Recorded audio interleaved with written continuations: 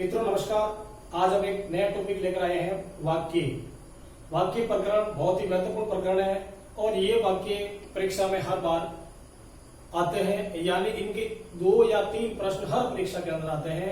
चाहे रीट की परीक्षा हो, चाहे पटवारी की हो, चाहे अन्य परीक्षा हो, चाहे 9वीं क्लास हो, चाहे 10वीं क्लास हो, ये टॉपिक चलते हैं। तो आइए बात करते हैं हम नए प्रकरण वाक्य के बारे में।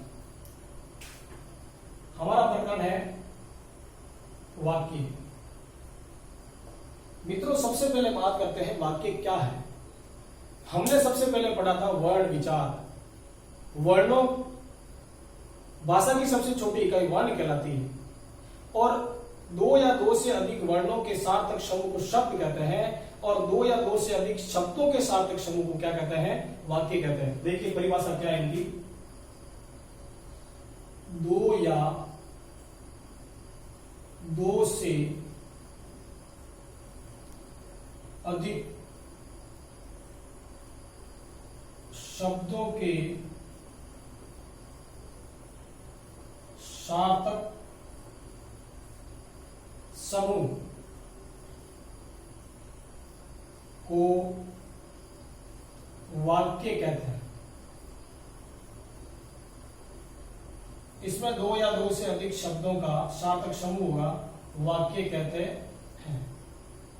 मित्रों देखिए हम बात कर रहे हैं वाक्य के बारे में।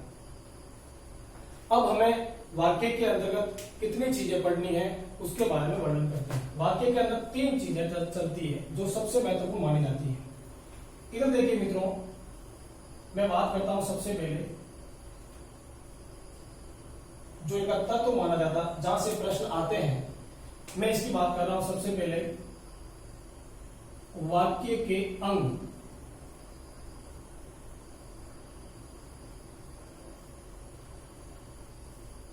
ये प्रश्न बहुत ही महत्वपूर्ण है और ये टॉपिक भी महत्वपूर्ण है कि वाक्य के अंग होते कितने और कौन कौन से होते हैं। दूसरा हो जाएगा रचना के आधार पर।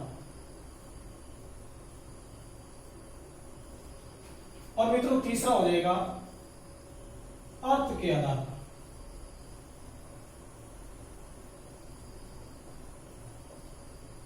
ये क्या हो जाएगा? वाक्य भेद। और ये क्या हो जाएगा? अर्थ के आधार पर वाक्य भेद। मित्रों हमें 3 कड़ियों को याद रखना है, एक अर्थ के आधार पर, एक रचना के आधार पर और वाक्य के अंग। अब हम बात कर रहे हैं वाक्य के अंगों की कि वाक्य में अंग कितने होते हैं। तो याद रखना मित्रों, वाक्य के अंग कितने होते हैं? 2। कौन कौन से होते हैं? पहला होता है उद्देश्य और दूसरा कौन सा होता है? विधेय। अब हम बात करेंगे उद्देश्य क्या होता है और विधेय क्या होता है। जब किसी वाक्य के अंतर्गत जिसकी बात की जाए, यानी जिसके बारे में कहा जाए, या जिस वाक्य में जो क्रिया हो रही है वह क्रिया जो करने वाला है वह क्या कहलाएगा? उद्देश्य। और वो करने वाला क्या कहलाएगा? कर्ता कहलाएगा। और उसी कर्ता को हम इस भाषा में क्या बोलेंगे? उद्देश्य। तो मैं इसको और क्या लिख सकता हूं? कर्ता।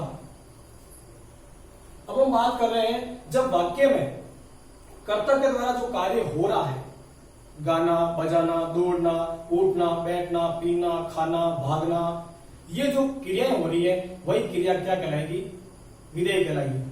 तो विधेय क्या होगा? क्रिया। तो मित्रों याद रखना वाक्य के अंदर कितने अंग हो गए? 2 अंग हो गए, उद्देश्य और विधेय।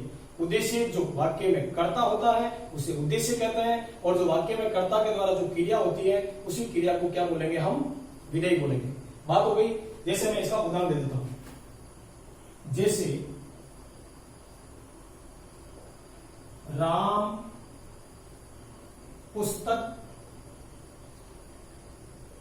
पढ़ता है। राम पुस्तक पढ़ता है। देखिए मित्रों यहां पर क्या हो रहा है? राम के द्वारा पुस्तक पढ़ी जा रही है, तो काम को करने वाला कौन है? राम है। ये हो गया राम। यदि ये राम है तो ये क्या हो जाएगा? ये क्या हो जाएगा, उद्देश्य, क्योंकि राम खुद क्या है, करता है, और इसी उद्देश्य को हम क्या बोलेंगे, कर्ता। अब मित्रों मैंने बताया था विधेय का मतलब होता है क्रिया, तो अब यह क्रिया क्या है, पढ़ता है, और ये क्रिया क्या कहलाएगी, विधेय। और इसी विधेय को हम अपनी भाषा में क्या बोलेंगे, सामान्य क्रिया। तो ये उद्देश्य हो गया और ये विधेय हो गया। चाहे कर्ता हो वह उद्देश्य और चाहे क्रिया हो वह विधेय होती। अब मित्रों मैं और बात करता हूं, जैसे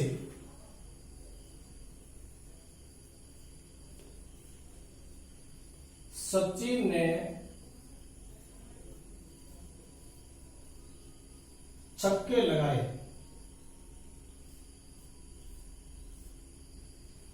सचिन ने छक्के लगाए। अब सचिन क्या है, छक्के लगाने वाला, और छक्के लगाए क्या है, उसके द्वारा क्रिया हो रही। तो ये चीज क्या हो जाएगी, सचिन क्या हो जाएगा, उद्देश्य, और छक्के लगाए क्या हो जाएगा, विधेय। यानी ये क्या हो गया, कर्ता, और ये क्या हो गया, क्रिया। अब यहां तक बात हो गई। अब मैं आपको एक और बहुत अच्छा इंपॉर्टेंट उदाहरण दे रहा हूं कि उद्देश्य और विधेय के बारे में, कि भारत के महान क्रिकेटर सचिन ने छक्के लगाए। भारत के महान क्रिकेटर सचिन ने छक्के लगाए। मित्रों परीक्षा में आजकल ऐसे सवाल आते हैं, इस प्रकार के प्रश्न पूछते हैं। मैं आपको एक उदाहरण देता हूं कि सचिन ने छक्के लगाए। 2012 आर्ट टेट के अंदर राजस्थान में एक प्रश्न आया था कि सचिन ने छक्के लगाए, निम्न में से ऑप्शन दे दिए, सचिन छक्के लगाए, सचिन ने, और भी एक आधा उदाहरण अलग देके बता दिया कि निम्न में से ये वाक्य कैसा है, या बता दिया इसमें उद्देश्य क्या है। अब हम बात करते हैं कि भारत के महान क्रिकेटर सचिन ने छक्के लगाए। देखिए मित्रों मैं आपके सामने ऑप्शन दे रहा हूं, अ, ब, स और द, 4 ऑप्शन। मैं पहला दे रहा हूं भारत के महान क्रिकेटर, ये आपका पहला ऑप्शन। इसमें पूछा क्या जा रहा है कि निम्न वाक्य में से उद्देश्य छांटिए, निम्न वाक्य में से क्या छांटिए, उद्देश्य छांटिए। दूसरा जो वाक्य हो रहा है कि महान क्रिकेटर सचिन, फिर तीसरा दे दिया महान क्रिकेटर, पूरा वाक्य दे दिया एक, महान भारत के महान क्रिकेटर सचिन ने, फिर एक चौथा ऑप्शन दे दिया छक्के लगाए। ये बात एक वाक्य यहां तक हो गया, दूसरा यहां तक हो गया, और तीसरा पूरा लंबा देके और चौथा ये दे दिया। 4 ऑप्शन देके बता दिया, प्रश्न पूछ लिया कि निम्न में से उद्देश्य क्या है।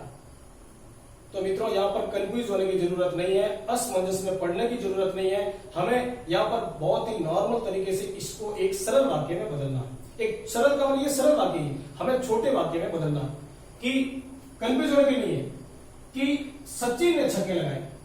अब यह सचिन कौन है, उद्देश्य है, छक्के लगाए क्या है, विधेय। ये चीज हमने यहां पढ़ी थी। अब हम सोच रहे हैं कि भारत के महान क्रिकेटर या भारत के महान क्रिकेटर सचिन या छक्के लगाए, इनमें से ये होगा। परंतु हमें दिमाग लगाना है कि सचिन ने छक्के लगाए, तो छक्के लगाने वाला कौन है, सचिन। एक बार तो हमें पता चल गया यहाँ पर सचिन ही उद्देश्य होगा। दूसरी बात, एक उदाहरण और दे देता हूं कि क्रिकेट के भगवान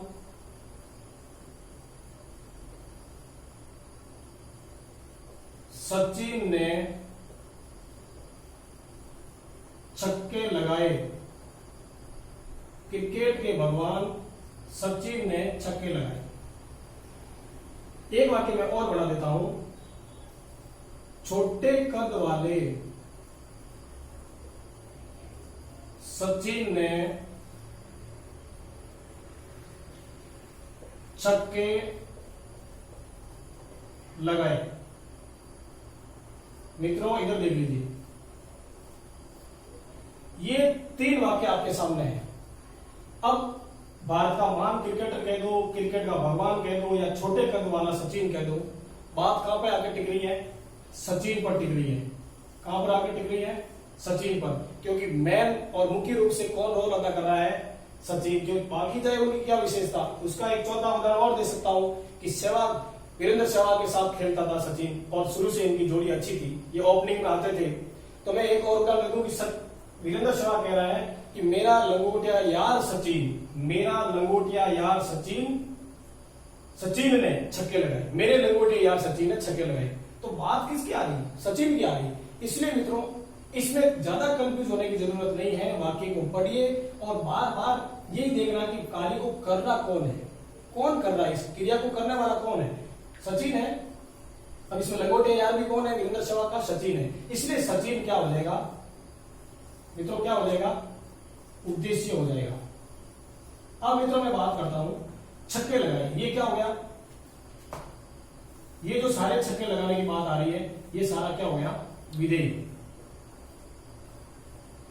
अब मैं इधर बात करता हूं, भारत के महान क्रिकेटर, क्रिकेट के भगवान, छोटे कद वाले, मेरे लंगोटिया यार, ये सारे जो है, ये सारे मिलके क्या कहलाएगा?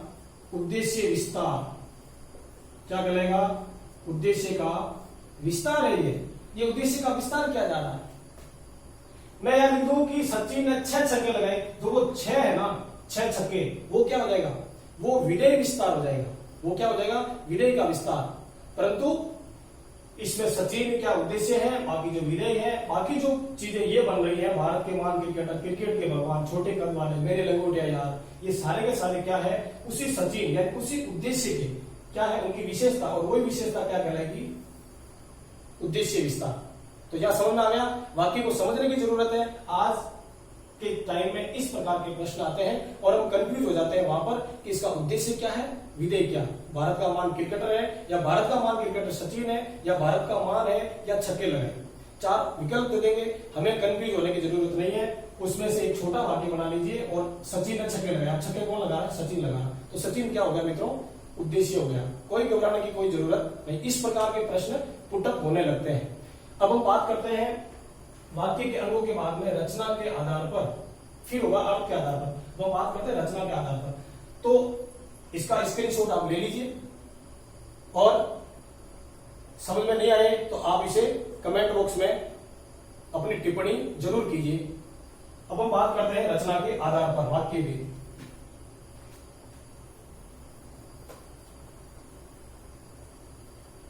बहुत ही सरल टॉपिक चलेगा हमारा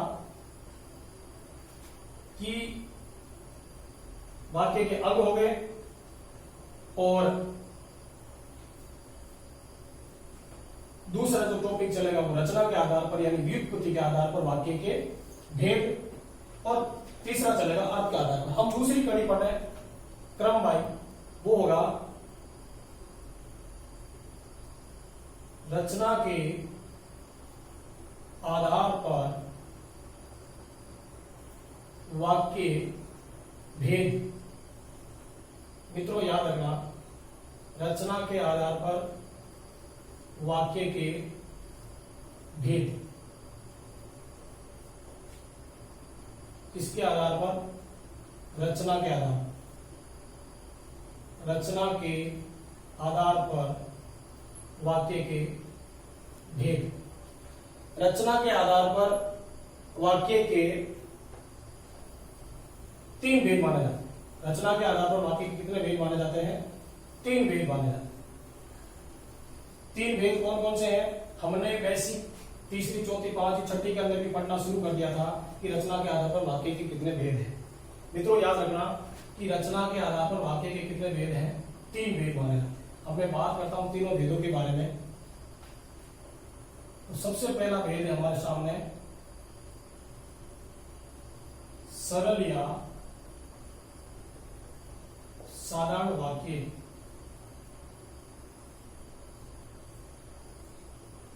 दूसरी बात कर रहा हूं मैं यहां पे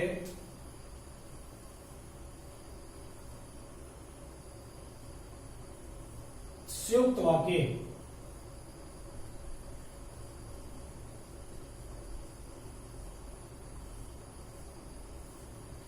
और यहां पर तीसरी जो बात चलेगी वो तीसरी बेल की कड़ी क्या होगी, मिश्र या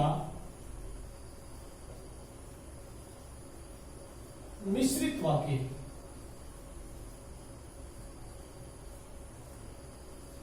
बहुत ही सरल टॉपिक चलेगा हमारा। अब सरल या साधारण वाक्य, संयुक्त वाक्य, मिश्र या मिश्रित वाक्य। अब हम इनकी परिभाषाओं को बात करते हैं, इनके बारे में समझते हैं क्या क्या चीज है। तो पहले बात करेंगे सरल वाक्य के बारे में, फिर संयुक्त वाक्य के बारे में और फिर मिश्रित वाक्य के बारे में। अब हम इसकी विशेषता पढ़ते हैं कि सरल वाक्य क्या हो, कि जो वाक्य भाषाई दृष्टि से सरल हो और उसमें एक उद्देश्य और एक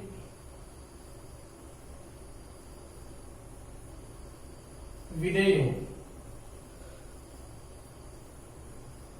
मित्रों याद रखना, सरल वाक्य में हमेशा एक उद्देश्य होगा और एक ही क्या होगा,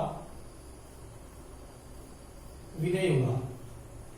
सरल वाक्य में क्या होगा, एक ही उद्देश्य होगा और एक ही क्या होगा, विधेय होगा।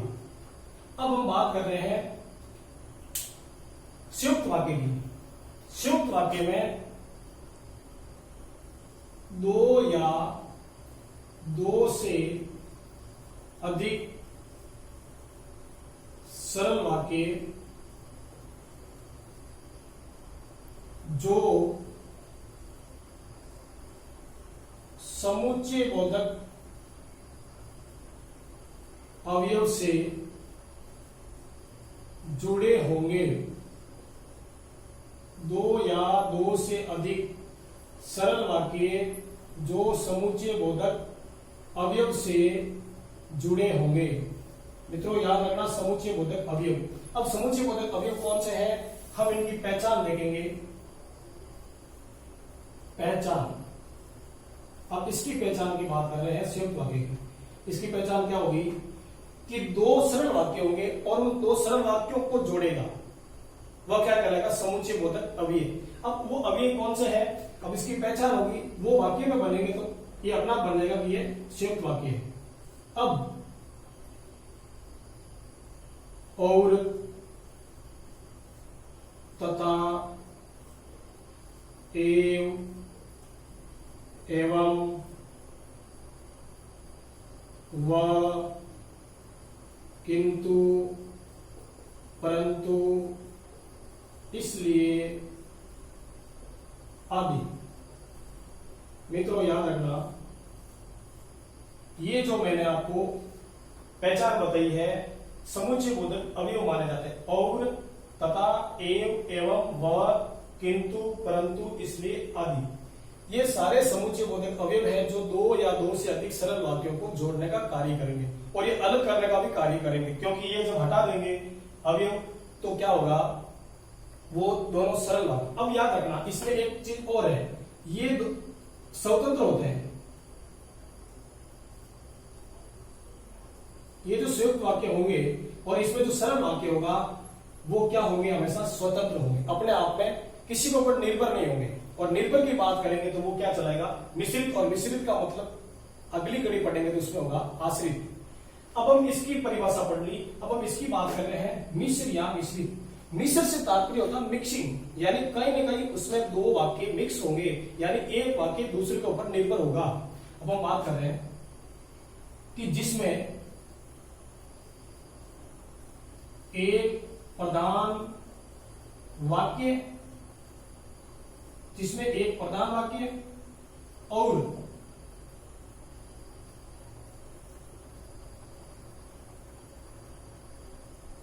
एक आश्रित उपवाक्य होंगे। एक से अधिक भी हो सकता है और अन्य आश्रित उपवाक्य होंगे। मित्रों मैं बात करता हूं, देखिए इधर, जिसमें एक प्रधान वाक्य और अन्य आश्रित उपवाक्य होंगे। एक तो प्रधान वाक्य होगा और जो दूसरा उसके ऊपर निर्भर करेगा वो क्या कहलाएगा, आश्रित। यानी उसके ऊपर डिपेंड होगा। अब मैं बात करता हूं इसकी पहचान।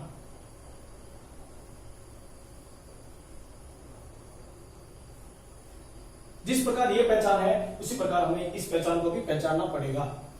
अब मैं बात करता हूं यदि जो सो जो कि जैसे ज्यों त्यों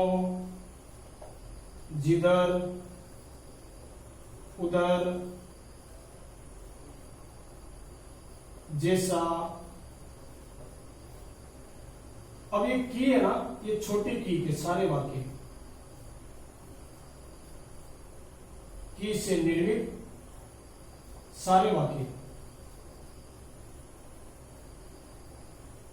मित्रों याद रखना, छोटी की वाले सारे सेंटेंस किसमें जाएंगे? मिश्रित वाक्य में जाएंगे। यदि जो सो की जैसे ज्यों त्यों जिधर उधर जैसा जब जब, और इसमें जब जब भी आ सकता है, जब जब। और छोटी की वाले जो सारे वाक्य होंगे वो मिश्रित वाक्य में जाएंगे। अब मैं बात करता हूं इसका एक और नेम होगा, यानी एक पहचान और होगी, हम लिखते हैं नोट, और वो क्या होगी मित्रों? संबंधवाचक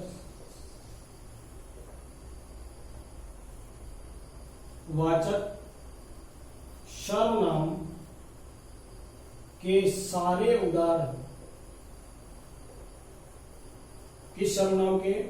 संबंधवाचक सर्वनाम के सारे उदाहरण मिश्र वाक्य में आएंगे। किसमें आएंगे? मिश्र वाक्य में आएंगे। अब मित्रों हमने वाक्य के अंग पढ़ लिए, दो प्रकार के, उद्देश्य और विधेय। उद्देश्य का मतलब कर्ता और विधेय का मतलब क्रिया। अब हम बात करें दूसरा तत्व कहलाएगा रचना के आधार पर वाक्य के भेद। रचना के आधार पर वाक्य के भेद। अब रचना के आधार पर वाक्य के भेद कितने हैं? 3 हैं। हमने पढ़ा था सरल वाक्य, संयुक्त वाक्य और मिश्र या मिश्रित। और सरल को हम साधारण भी कहते हैं। सरल वाक्य में एक उद्देश्य होगा और एक विधेय होगा। संयुक्त वाक्य में 2 या 2 से अधिक सरल वाक्य होंगे और वे अपने आप में स्वतंत्र होंगे, और पहचान होगी और तथा एवं व किंतु परंतु इसलिए आदि समुच्चय बोधक अवयव होंगे जो दोनों को अलग करेंगे और दोनों को जोड़ने का कार्य करेंगे। दोनों का मतलब 2 वाक्यों को। मिश्र या मिश्रित वाक्य जिसमें एक प्रधान वाक्य और अन्य आश्रित उपवाक्य होंगे। पहचान यदि सो जो जैसे ज्यों, जो के सारे रूप, की छोटी की के सारे, जिधर उधर जैसा, और संबंधवाचक सर्वनाम के सारे उदाहरण मिश्र वाक्य में आएंगे। मित्रों यहां तक हो गया। आप इसका स्क्रीनशॉट ले लीजिए। सरल या साधारण वाक्य के बारे में हमने इसकी परिभाषा पढ़ी थी कि इसमें एक उद्देश्य होता है और एक विधेय होता है, यानी एक कर्ता होता है और एक ही क्रिया होगी। ध्यान रखना, साधारण और सरल वाक्य में एक ही उद्देश्य होगा और एक ही विधेय होगा। देखिए हम इसकी परिभाषा पहले लिख चुके हैं। एक उद्देश्य और एक विधेय होता है। मित्रों हमें इस बात को ध्यान रखना है कि विधेय क्या होता है और उद्देश्य क्या होता है। मैंने आपको पिछले कड़ी में बताया था कि उद्देश्य का मतलब होता है कर्ता और विधेय का मतलब होता है क्रिया। अब हम इसकी उदाहरण पढ़ लेते हैं। जैसे राम पुस्तक पढ़ता है।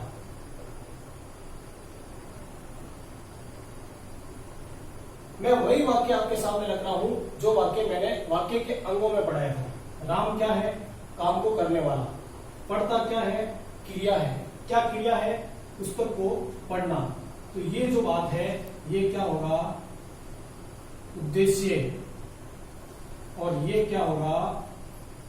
विधेयी क्रिया क्या कहलाएगी? विधेयी। मित्रों अब मैं बात कर रहा हूं एक ऐसे उदाहरण की जो हमें बहुत ही समझना जरूरी है। जैसे राम वन गए, राम वन गए। फिर मैं बात कर रहा हूं लक्ष्मण वन गए। मैं तीसरे वाक्य की बात कर रहा हूं सीता वन गई। देखिए मित्रों, जो तीनों वाक्य हैं वो तीनों के तीनों क्या है? सरल वाक्य। कैसे वाक्य हैं? सरल वाक्य।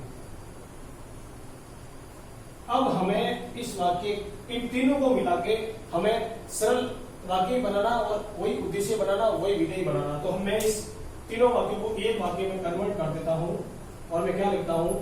राम लक्ष्मण और सीता वन गए। मित्रों मैंने ये वाक्य इसलिए बताया कि इस वाक्य के अंतर्गत और का प्रयोग हो रहा है। इस वाक्य के अंतर्गत किसका प्रयोग हो रहा है? और। अब आप कहोगे सर इसमें और का प्रयोग हो रहा है तो ये वाक्य सरल वाक्य कैसे होगा? क्योंकि ये वाक्य तो पहचान के आधार पर इसमें जाएगा दूसरे वाक्य में। और दूसरा वाक्य कौन सा है? संयुक्त वाक्य, जिसमें और, तथा, अथवा, इसलिए, परंतु, किंतु आदि शब्दों का जोड़ा होता है, जो अवयव होते हैं उनकी पहचान। तो याद रखिए मित्रों, मैं आपको बात कर रहा हूं कि सब कहां जा रहे हैं? वन में। तीनों का कार्य क्या है? वन है। तो मैं वाक्य मिला के लिख रहा हूं राम लक्ष्मण और सीता। तो यहाँ न तो कोई स्वतंत्र वाक्य बन रहा है, मैं राम और लक्ष्मण अलग कर दूं और सीता बन गए, ये राम और लक्ष्मण क्या है? इसलिए ये तो कोई वाक्य अलग नहीं बनना और उसका अगला भी कोई अलग वाक्य नहीं बनना। इसलिए ये जो वाक्य एक बन गया, यानी इसमें राम लक्ष्मण और सीता ये तीनों मिलाकर क्या हो गए? उद्देश्य हो गए। और वन में ये क्या हो गया? विधेय। इसलिए बताया क्योंकि इसमें और का प्रयोग हुआ है और वह और नहीं है जो दो स्वतंत्र वाक्यों को अवयवों के माध्यम से जोड़ता है या अलग करता है, इसलिए मैंने बताया। अब हम मित्रों बात करते हैं अगले वाक्य की। जो दूसरा वाक्य है संयुक्त वाक्य। संयुक्त वाक्य की परिभाषा मैंने बता दी कि दो सरल वाक्य होंगे या दो से अधिक हो सकते हैं, दो या दो से अधिक सरल वाक्य, जिसे कौन जोड़ते हैं? समुच्चय बोधक अवयव। ये मैंने पिछले कड़ी में बता दिया। अब पहचान क्या होगी? और, तथा, व, एवं, अथवा, किंतु, परंतु आदि।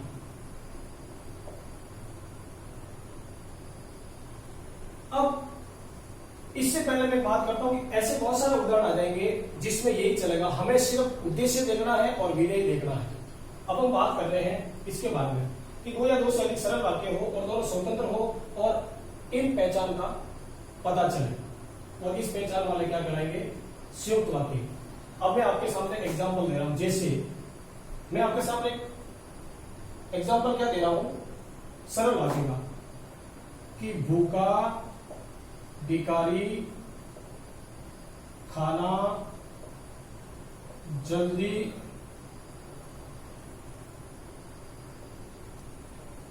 जल्दी खा गया।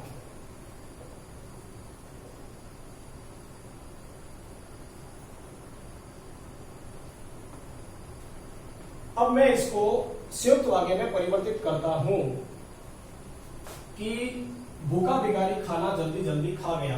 अब इसमें देखिए सरल वाक्य है, भिखारी खाना खा गया, ये तो सरल वाक्य बना है, छोटा वाक्य। अब भूखा है जो उसका उद्देश्य विस्तार है और जल्दी जल्दी भी क्या है? उसका विधेय विस्तार है। अब मैं बात कर रहा हूं क्योंकि देखो इसमें एक शब्द आएगा इसलिए, इसके पहचान में शब्द है इसलिए। अब इसका एक एग्जाम्पल दे रहा हूं संयुक्त वाक्य का इसको संयुक्त वाक्य में कन्वर्ट करते हैं। क्या करते हैं? भूखा भिखारी इसलिए, यानी भिखारी भूखा था इसलिए खाना जल्दी जल्दी खा गया। अब यहां पर किसका प्रयोग हो रहा है? इसलिए का, और इसलिए इसकी पहचान आ गई। भिखारी भूखा था, ये भी एक स्वतंत्र वाक्य बन गया। खाना जल्दी जल्दी खा गया, कोई भी खा सकता है। तो एक वाक्य या एक वाक्य, दोनों वाक्य स्वतंत्र हो गए और दोनों को जोड़ने का कार्य कौन सा करता? इसलिए नामक समुच्चय बोधक अवयव। अब मित्रों ऐसे बहुत सारे उदाहरण होंगे जो संयुक्त वाक्य में चलेंगे। मैं बात करता हूं, जैसे राम पुस्तक पढ़ता है और सीता नृत्य करती है। मित्रों वाक्य स्वतंत्र है, दोनों वाक्य स्वतंत्र आप देख लीजिए। और इसमें बीच में किसका प्रयोग हुआ है? और का। राम पुस्तक पढ़ता है और सीता नृत्य करती है। तो इसका मतलब क्या हुआ? ये संयुक्त वाक्य के उदाहरण हो गए। इसमें किंतु परंतु भी डाल सकते हैं, बहुत सारी चीजें डाल के ये वाली पहचान और हम वाक्य बना सकते हैं। अब इसको अलग किया, भूखा भिखारी खाना जल्दी जल्दी खा गया। तो ये क्या हो गया? सरल वाक्य हो गया। और इस सरल से हमने क्या बना दिया? ये वापस क्या बना दिया? संयुक्त वाक्य बना दिया। इस प्रकार के संयुक्त वाक्य बनते हैं जिसमें ये पहचान होगी, और इस पहचान को आप याद करिए। अब हम तीसरा वाक्य पढ़ते हैं, मिश्रित वाक्य। तो वाक्य के अंगों को देखना है, फिर रचना के आधार पर वाक्य के भेद कौन कौन से हैं। दो भेद हमने पढ़ लिए हैं और तीसरा भेद हम पढ़ेंगे मिश्रित वाक्य। मित्रों बहुत ही सरल वाक्य चलेगा, मिश्रित नाम से पता चल रहा है। तीसरा कौन सा चलेगा? मिश्रित, या बोल सकते हैं मिश्र वाक्य।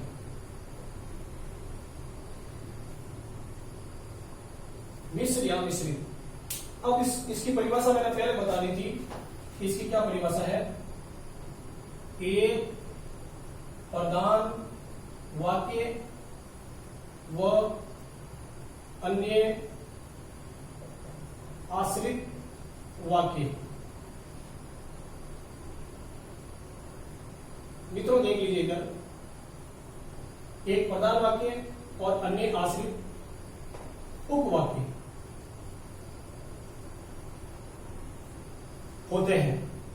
अब याद रखना, एक प्रधान वाक्य होगा और बाकी जो वाक्य होंगे वो उसके ऊपर आश्रित होंगे। अब मैं बात कर रहा हूं आपके सामने, इसकी पहचान क्या है? इसकी पहचान है कि, यानी छोटी की के सारे रूप, की, फिर जैसे चूंकि, ताकि, क्योंकि, फिर जो के सारे रूप, जो के सारे रूप। अब जो के सारे रूप कौन से हैं? जो, सो, जैसा, जैसे, ज्यों, त्यों, जिधर आदि। ये इसकी पहचान मैंने पहले बता दी और वापस एक बार आपके सामने पेश कर दी। अब इसकी उदाहरण की बात करें और इसके और नोट कर लीजिए, मैंने बताया था कि संबंधवाचक के संबंधवाचक सर्वनाम के सारे उदाहरण इसके क्या होंगे? मिश्रित वाक्य बनेंगे। अब हम बात करते हैं, जैसे मां ने कहा कि, मां ने कहा कि घर जल्दी आना। मित्रों देखिए, मां ने कहा कि घर जल्दी आना, ये क्या हो गया, वाक्य हो गया। यानी मां ने कहा कि, किसने कहा, मां ने, और ये बीच में क्या आ गया, छोटी की का प्रयोग होगा। अब मां ने कहा कि, यानी आगे कुछ वाक्य होगा, वो इसके ऊपर, ये जो वाक्य है वो इसके ऊपर क्या होगा, निर्भर होगा, आश्रित। तो ये क्या हो गया, प्रधान वाक्य, और ये जो हो गया वो क्या हो गया, आश्रित उपवाक्य।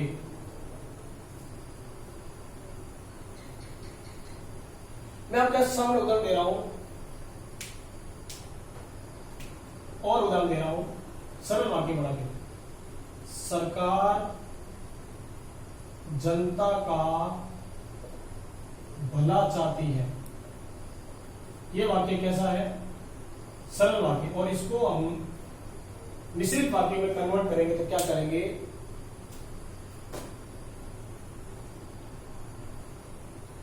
सरकार चाहती है कि जनता का भला हो। मित्रों इधर देख लीजिए, मैंने ये बनाया सरल वाक्य, ये, और वापिस जो दूसरा बनाया वो क्या हो गया, मिश्र वाक्य। देख लीजिए, सरकार जनता का भला चाहती है। अब सरकार जनता का भला चाहती है, ये तो सरल वाक्य। अब हमने इसको सरल से मिश्रित वाक्य बनाया, तो सरकार चाहती है कि, ये क्या हो गया, ये की जो लग रहा है वो की के सारे रूप इसमें आएंगे मिश्रित वाक्य में। अब मैं बात कर रहा हूं, एक वाक्य और देता हूं मैं आपको सरल का, कि रात हुई चांद नजर आया। मित्रों यहां भी बहुत इंपॉर्टेंट चीज बता रहा हूं, रात हुई चांद नजर आया। अब यहां पर एक कोमा लग गई है और परीक्षा में की का प्रयोग नहीं होगा, और ये रात हुई के बाद में कोमा लग गई, और जब कोमा आ गई तो पूछ लिया जाएगा इसमें कौन सा वाक्य है, तो आपको इसमें मिश्रित ही बताना, क्योंकि ये कोमा किसका प्रयोग करती है, की का। रात हुई कि चांद नजर आया, या फिर रात होते ही चांद नजर आया। इस प्रकार से जो वाक्य बन रहे हैं, हमें सरल वाक्य से संयुक्त वाक्य बनाने, और संयुक्त वाक्य से मिश्रित वाक्य बनाने, मिश्रित से वापिस संयुक्त बनाने, और संयुक्त से हमें वापिस सरल वाक्य बनाने। अब हम बात करते हैं मित्रों उपवाक्य के प्रकार। अब उपवाक्य 3 प्रकार के होते हैं, देख लीजिए कौन कौन से होते हैं। बहुत ही सरल है उपवाक्य, कई बार परीक्षा में आया हुआ है। 2016-17 की जो सेकेंड ग्रेड की भर्ती थी उसमें उपवाक्य के बारे में पूछा। अब उपवाक्य के प्रकार,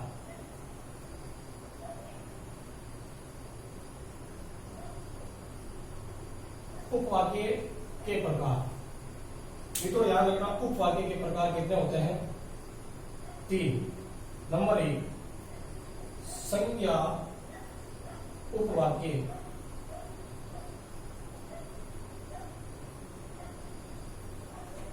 नंबर 2 विशेषण उपवाक्य,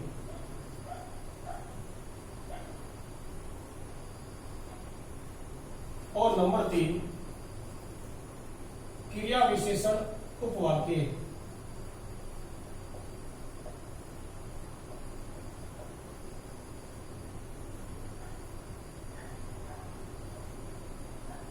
क्रिया विशेषण उपवाक्य। मित्रों हमें इन 3 वाक्यों के बारे में अध्ययन करना है। ये उपवाक्य, और याद रखना उपवाक्य किसमें चलते हैं, मिश्रित वाक्य के अंतर्गत। संज्ञा उपवाक्य, विशेषण उपवाक्य और क्रिया विशेषण। अब देख लीजिए इसमें क्या होगा, इसका मैं आपको सीधा सीधा विशेषता बता देता हूं। छोटी की से निर्मित सारे वाक्य संज्ञा उपवाक्य होंगे, यानी छोटी की के सारे उदाहरण होंगे वो इसमें होंगे संज्ञा उपवाक्य में। ये ध्यान रखना। जैसे मैं उदाहरण दे रहा हूं आपके सामने, राम ने कहा कि घर मत जाना। अब इसमें क्या आ गया कि मैं यहां लिख देता, राम ने कहा कि घर मत जाना, मां ने कहा कि घर जल्दी आना। इस प्रकार के की वाले जो वाक्य हैं वो संज्ञा उपवाक्य में आएंगे। अब मैं बात करता हूं विशेषण उपवाक्य की। इसमें जो के सारे रूप, जो से बनने वाले वाक्य, जैसे जो आम पका था वह गिर गया। जो आम,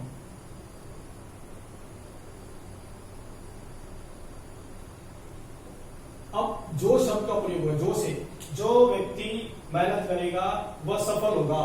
जो का प्रयोग हो रहा है, जो व्यक्ति मेहनत करेगा वह सफल होगा। और क्रिया विशेषण में क्या आएगा, ज्यों त्यों, जिधर, जैसे तैसे, यानी दोहरे रूप वाले शब्दों से निर्मित वाक्य।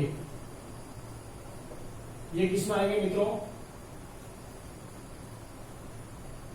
ये आएंगे क्रिया विशेषण उपवाक्य में। मैं इसका आपके सामने एग्जांपल दे देता हूं, उदाहरण दे देता हूं। ज्यों ही रात हुई त्यों ही, जो ही रात हुई त्यों ही चांद नजर आया।